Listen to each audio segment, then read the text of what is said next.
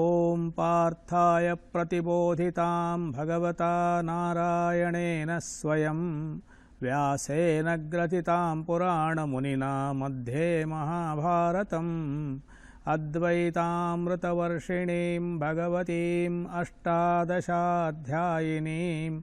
ಅಂಬ ತ್ವಾಮನುಸಂದಧಾಮಿ ಭಗವದ್ಗೀತೆ ಭವದ್ವೇಷಿಣೀಂ. ಸಮಸ್ತಜನಕಲ್ಯಾಣೇ ನಿರತಂ ಕರುಣಾಮಯಂ ನಮಾಮಿ ಚಿನ್ಮಯಂ ದೇವಂ ಸದ್ಗುರುಂ ಬ್ರಹ್ಮವಿದ್ವರಂ. ಹಿಂದೆ ಕ್ಷೇತ್ರಜ್ಞ ವಿಭಾಗ ಯೋಗದಲ್ಲಿ ಹೇಳಿತ್ತು, ಕ್ಷೇತ್ರಜ್ಞ ಮತ್ತು ಈಶ್ವರ ಇಬ್ಬರೂ ಒಂದೇ ಅನ್ನುವಂಥ ಜ್ಞಾನ ಏನಿದೆಯೋ ಅದು ಮೋಕ್ಷಕ್ಕೆ ಕಾರಣವಾಗುತ್ತದೆ. ಅದನ್ನು ಅರಿತುಕೊಂಡ್ರೆ ಅಮೃತವೇ ಪ್ರಾಪ್ತಿಯಾಗುತ್ತದೆ, ಅಮೃತತ್ವವನ್ನು ಹೊಂದುತ್ತಾನೆ ಅನ್ನುವಂಥ ಮಾತನ್ನು ಹೇಳಿತ್ತು. ಈಗ ಪ್ರಶ್ನೆ ಏನು ಅಂದರೆ, ಇದಕ್ಕೇನು ಕಾರಣ? ಅದನ್ನು ಭಗವಂತ ಈ ಮುಂದಿನ ಶ್ಲೋಕಗಳಲ್ಲಿ ಹೇಳ್ತಾನೆ, 26ರಿಂದ 30ರವರೆಗೆ.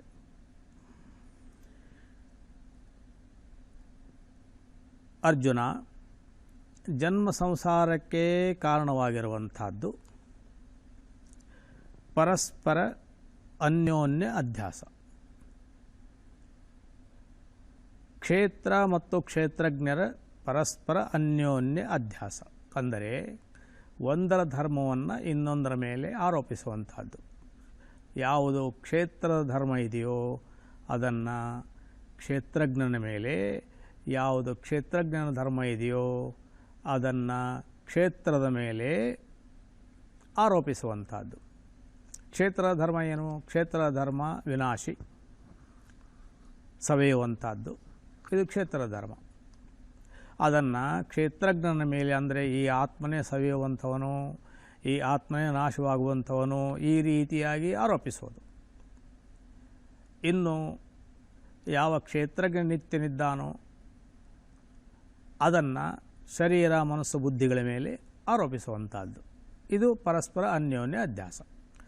ಇದೇ ಸಂಸಾರಕ್ಕೆ ಕಾರಣ. ಯಾವನು ಕ್ಷೇತ್ರಗಳೆಲ್ಲ ನಾಶವಾಗುವಂಥವು ಮತ್ತು ಇವುಗಳನ್ನು ಬೆಳಗುತ್ತಿರುವಂಥ ಆತ್ಮನು ಮಾತ್ರ ಅವಿನಾಶಿಯಾದಂಥ ಪರಮೇಶ್ವರನು ಅಂತ ತಿಳಿದುಕೊಳ್ತಾನೆಯೋ ಅವನೇ ಜ್ಞಾನಿ. ಸರ್ವಕ್ಷೇತ್ರಗಳಿರುವಂಥ ಪರಮಾತ್ಮನೇ ನಾನು. ಈ ರೀತಿ ಯಾರು ತಿಳಿದುಕೊಳ್ತಾನೆಯೋ ಅವನು ಅರ್ಜುನ ಮಿಕ್ಕ ಅಜ್ಞಾನಿಗಳ ಹಾಗೆ ಆತ್ಮಹತ್ಯೆಯನ್ನು ಮಾಡಿಕೊಳ್ಳುವುದಿಲ್ಲ. ಆತ್ಮಹತ್ಯೆ ಅಂದರೆ ಇಲ್ಲಿ ನಾವು ತಿಳಿದುಕೊಂಡ ರೀತಿಯಲ್ಲ, ಉಪನಿಷತ್ತುಗಳ ರೀತಿಯಲ್ಲಿ ಆತ್ಮಹತ್ಯೆ ಅಂತಂದರೆ ಮಾನವ ಜನ್ಮ ಯಾಕಾಗಿ ಬಂದಿದೆ, ಮಾನವ ಜನ್ಮದ ಸಾರ್ಥಕತೆ ಏನು, ಪ್ರಯೋಜನವೇನು, ಇದನ್ನು ಸಾರ್ಥಕಪಡಿಸಿಕೊಳ್ಳದೆ ಇರುವಂಥದ್ದು. ಮಾನವ ಜನ್ಮ ದೊಡ್ಡದು, ಇದು ಹಾನಿ ಮಾಡಲು ಬೇಡಿ ಹುಚ್ಚಪ್ಪಗಳಿರ ಅಂತ ದಾಸರು ಹೇಳಿದರು. ಬೇರೆ ಎಲ್ಲ ಮಹಾಪುರುಷರು ಇದೇ ರೀತಿ ಹೇಳಿದ್ದು. ಸಾಧನ ಧಾಮ ಮೋಕ್ಷಕರ ದ್ವಾರ ಅನ್ನೋ ರೀತಿಯಲ್ಲಿ ಪ್ರಭು ಶ್ರೀರಾಮಚಂದ್ರ ಪುರುಷನ ಗೀತೆಯಲ್ಲಿ ಉತ್ತರಕಾಂಡದಲ್ಲಿ ರಾಮಾಯಣದಲ್ಲಿ ಹೇಳ್ತಾನೆ, ತನ್ನ ಪ್ರಜೆಗಳಿಗೆ ಉಪದೇಶವನ್ನು ಮಾಡ್ತಾ. ಈ ಶರೀರ, ಮಾನವ ಶರೀರ ಅನ್ನುವಂಥದ್ದು ಸಾಧನಧಾಮ, ಸಾಧನೆಗಾಗಿ ಬಂದಿರುವಂಥದ್ದು ಮತ್ತು ಮೋಕ್ಷಕ್ಕೆ ದ್ವಾರ. ಅದೇ ರೀತಿ ಶ್ರೀಮದ್ ಭಾಗವತ ಮಹಾಪುರಾಣದಲ್ಲಿ ಋಷಭದೇವರು ಯಾರು ಪರಮಾತ್ಮನ ಅವತಾರವೋ ಅವರುಗಳು ಕೂಡ ತಮ್ಮ 100 ಜನ ಮಕ್ಕಳಿಗೆ ಉಪದೇಶವನ್ನು ಮಾಡ್ತಾ ಇದನ್ನೇ ಹೇಳುವಂಥದ್ದು, ನಾಯಂ ದೇಹ, ಈ ಶರೀರ ಅನ್ನುವಂಥದ್ದು ಕೇವಲ ಇಂದ್ರಿಯ ಭೋಗಗಳಿಗೆ ಬಂದದ್ದಲ್ಲ. ಈ ಇಂದ್ರಿಯ ಭೋಗಗಳು ಅನ್ನುವಂಥದ್ದು ಸ್ವರ್ಗ ಮತ್ತು ನರಕದಲ್ಲಿ ಸಿಕ್ಕೇ ಸಿಗುತ್ತವೆ. ಹಾಗಾದರೆ ಯಾಕೆ ಬಂದದ್ದು? ದಿವ್ಯ ತಪಸ್ಸಿಗಾಗಿ ಈ ಮಾನವ ಶರೀರ ಬಂದಿರುವಂಥದ್ದು. ಕಸ್ತ್ವಂ ಕೋಹಂ ಕುತಾಯಾತಃ ಕಾಮೇ ಜನನಿ ಕೋಮೇ ತಾತಃ, ಈ ರೀತಿ ಭಜಗೋವಿಂದಂನಲ್ಲೂ ಕೂಡ ಹೇಳಿದ್ದು. ಮತ್ತು ಮಾನವ ಶರೀರ ಅತ್ಯಂತ ದುರ್ಲಭವಾದದ್ದು, ದುರ್ಲಭಂ ಭಾರತೆ ಜನ್ಮ. ಅದೇ ಶ್ರೀಮದ್ ಭಾಗವತದ ಮಹಾಪುರಾಣದಲ್ಲಿ ಭಗವಾನ್ ಶುಕದೇವಜಿಗೂ ಕೂಡ ಹೇಳ್ತಾರೆ, ಪರೀಕ್ಷಿತ್, ದೇವತೆಗಳು ಕೂಡ ಮಾನವರಾಗಿ ಜನಿಸಬೇಕು ಅಂತ ಬಯಸ್ತಾರೆ. ಏನು ಕಾರಣ ಇದಕ್ಕೆ? ಕಾರಣ ಏನು ಅಂದರೆ, ಮಾನವರಿಗೆ ಒಂದು ಸ್ಪೆಷಲ್ ಅಧಿಕಾರ ದೊರೆತಿದೆ ಮಾನವ ಶರೀರಕ್ಕೆ. ಅದು ಯಾವುದು ಅಂದರೆ ಕರ್ಮಣ್ಯೇವಾಧಿಕಾರಸ್ಥೆ. ಕರ್ಮ ಮಾಡುವುದರಲ್ಲಿ ನಿನಗೆ ಮಾತ್ರ ಅಧಿಕಾರ. ನಿನಗೆ ಅಂದರೆ ಅರ್ಜುನ, ಕೇವಲ ಅರ್ಜುನನಿಗಲ್ಲ, ಮನುಷ್ಯನಿಗೆ ಹೇಳ್ತಾರುವಂಥದ್ದು. ಮನುಷ್ಯ ನಿನಗೆ ಮಾತ್ರ, ಹೇ ಮಾನವ ಮಾತ್ರನೇ ಕರ್ಮ ಮಾಡುವುದರಲ್ಲಿ ನಿನಗೆ ಮಾತ್ರ ಅಧಿಕಾರ. ಈ ಕರ್ಮದಿಂದಲೇ ಒಬ್ಬ ವ್ಯಕ್ತಿ ಮಾನವ ಅನ್ನುವಂಥವನು ಮಾಧವನಾಗಬಲ್ಲ, ನರನು ಅನ್ನುವಂಥವನು ನಾರಾಯಣನಾಗಬಲ್ಲ.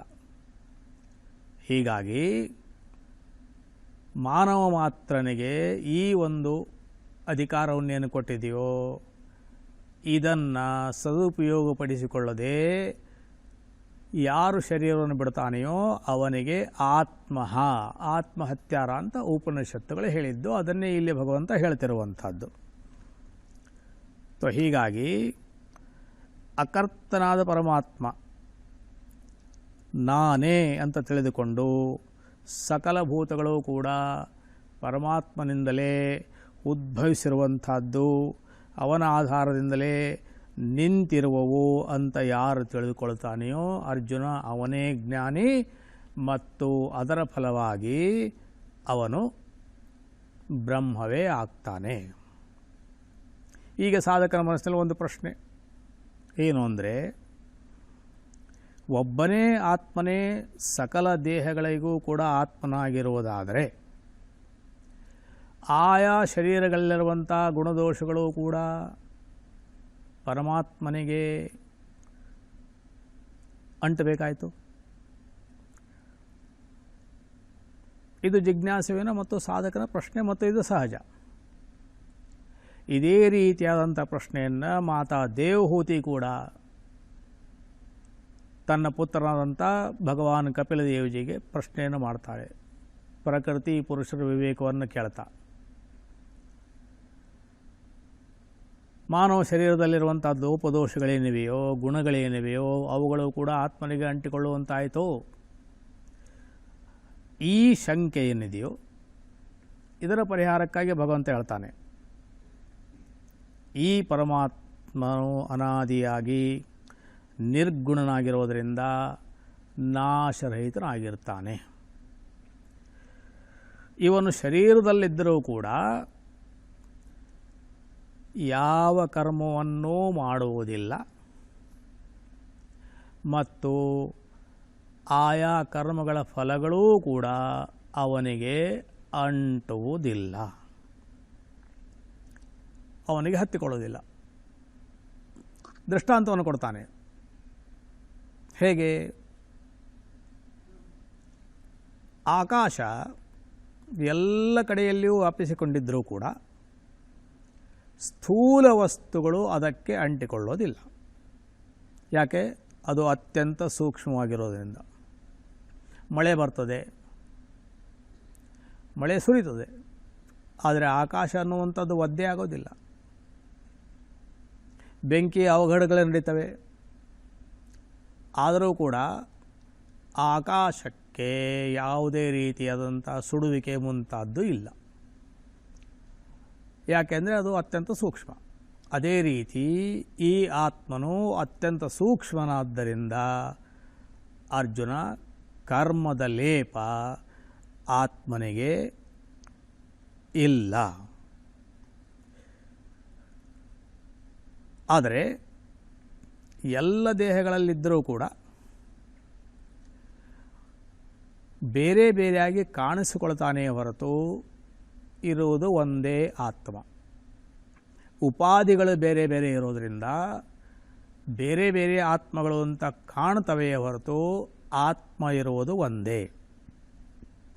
ಯಾವ ರೀತಿ ಸೂರ್ಯ ತಾನೊಬ್ಬನೇ ಈ ಲೋಕವನ್ನೆಲ್ಲ ಬೆಳಗುತ್ತಿರುವಂತೆ ಈ ಕ್ಷೇತ್ರಜ್ಞಾನದಂಥ ಪರಮಾತ್ಮ ನಮ್ಮ ಒಳಗೆ ಇದ್ದುಕೊಂಡು ಎಲ್ಲವನ್ನೂ ಕೂಡ ಬೆಳಗುತ್ತಾನೆ, ಸಕಲ ಕ್ಷೇತ್ರಗಳನ್ನು ಬೆಳಗುತ್ತಾನೆ. ಅಂದರೆ ಆಯಾ ಇಂದ್ರಿಯಗಳ ಕಾರ್ಯಗಳೇನಿವೆಯೋ ಅವುಗಳೆಲ್ಲವನ್ನೂ ಕೂಡ ಅವನೇ ಬೆಳಗುತ್ತಾನೆ. ಇದನ್ನು ಭಕ್ತ ಧ್ರುವ ಸುಂದರವಾಗಿ ಹೇಳ್ತಾನೆ.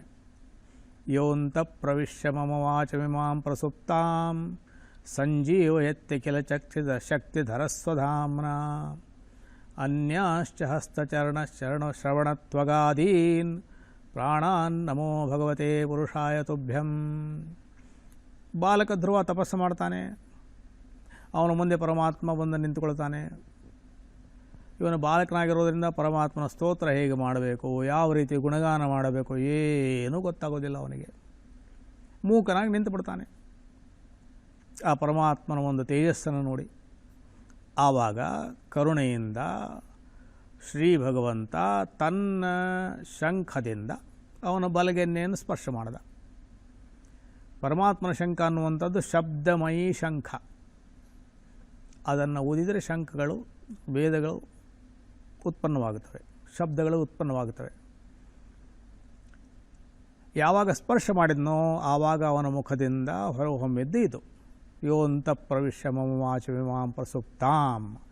ಯಾರು ನನ್ನ ಒಳಗಡೆ ಪ್ರವೇಶ ಮಾಡಿ ಮಲಗಿರುವಂಥ ವಾಣಿಯನ್ನು ತನ್ನ ಶಕ್ತಿಯಿಂದ ಸಂಜೀವನೆಗೊಳಿಸಿದನೋ ಅಷ್ಟೇ ಅಲ್ಲ, ಅನ್ಯಾಶ್ಚಪಿ ಬೇರೆ ಇಂದ್ರಿಯಗಳನ್ನು ಕೂಡ, ಅಂದರೆ ಅಲ್ಲಿ ವಾಣಿ ಅನ್ನುವಂಥದ್ದು ಕರ್ಮೇಂದ್ರಿಯವೂ ಹೌದು, ಜ್ಞಾನೇಂದ್ರಿಯವೂ ಹೌದು. ಇವುಗಳೆಲ್ಲವನ್ನೂ ಕೂಡ ಯಾವ ರೀತಿ ಬೆಳಗುತ್ತಾನೆಯೋ ಅದೇ ರೀತಿ ಪ್ರಾಣಗಳಿಗೂ ಕೂಡ, ಪ್ರಾಣಕ್ಕೂ ಪ್ರಾಣಾದಂಥ ಪರಮಾತ್ಮನಿಗೆ ನಾನು ನಮಸ್ಕಾರ ಮಾಡ್ತೇನೆ ಈ ರೀತಿಯಾಗಿ ತಿಳಿಸ್ತಾನೆ. ಹೀಗಾಗಿ ಇದನ್ನೆಲ್ಲ ಮಾಡ್ತಾ ಇದ್ದರೂ ಕೂಡ ಯಾವುದೇ ಲೇಪವಿಲ್ಲದ ಹಾಗೆ ಇರ್ತಾನೆ. ನಾಟಕದ ದೀಪದ ಹಾಗೆ ಇಲ್ಲಿ ದೀಪಗಳು ಬೆಳಗುತ್ತಾ ಇವೆ, ಆದರೆ ಇಲ್ಲಿಯ ಯಾವ ದೃಶ್ಯಗಳಿಗೂ ಸಂಬಂಧವಿಲ್ಲ. ಅದೇ ರೀತಿ ಕೊನೆಯಲ್ಲಿ ಪರಮಾತ್ಮ ಈ ರೀತಿಯಾಗಿ ಅರ್ಜುನ ಕ್ಷೇತ್ರಕ್ಕೂ ಮತ್ತು ಕ್ಷೇತ್ರಜ್ಞನಿಗೂ ಇರುವಂಥ ವ್ಯತ್ಯಾಸ, ತಾರತಮ್ಯ ಏನಿದೆಯೋ ಅದನ್ನು ಕಂಡುಕೊಂಡು ಭೂತಗಳಿಗೆಲ್ಲ ಕಾರಣವಾಗಿರುವಂಥ ಪ್ರಕೃತಿಯನ್ನು ಜ್ಞಾನದ ಮೂಲಕ ಲಯಗೊಳಿಸುವ ರೀತಿಯನ್ನು ಯಾರು ತಿಳಿದುಕೊಳ್ಳುವರೋ ಅವರು ಪರಬ್ರಹ್ಮವನ್ನೇ ಸೇರ್ತಾರೆ ಅಂತ ಹೇಳ್ತಾನೆ. ಹಿಂದೆ ಗುಣಗಳೇ ಕಾರಣ ಸದ್ಯೋನಿಗಳಿಗೆ, ಆ ಗುಣಗಳ ಪ್ರಭಾವ ಏನು, ಅವುಗಳ ಲಕ್ಷಣ ಏನು, ಅವು ಹೇಗೆ ಸದ್ಯೋನಿಗಳಿಗೆ ಕಾರಣವಾಗುತ್ತವೆ ಅದನ್ನು ತಿಳಿಸುವುದಕ್ಕಾಗಿ ಮುಂದೆ ಪರಮಾತ್ಮ 14ನೇ ಅಧ್ಯಾಯವನ್ನು ಪ್ರಾರಂಭ ಮಾಡ್ತಾನೆ. ಗುಣತ್ರಯ ವಿಭಾಗ ಯೋಗ. ಹರಿ ಓಂ.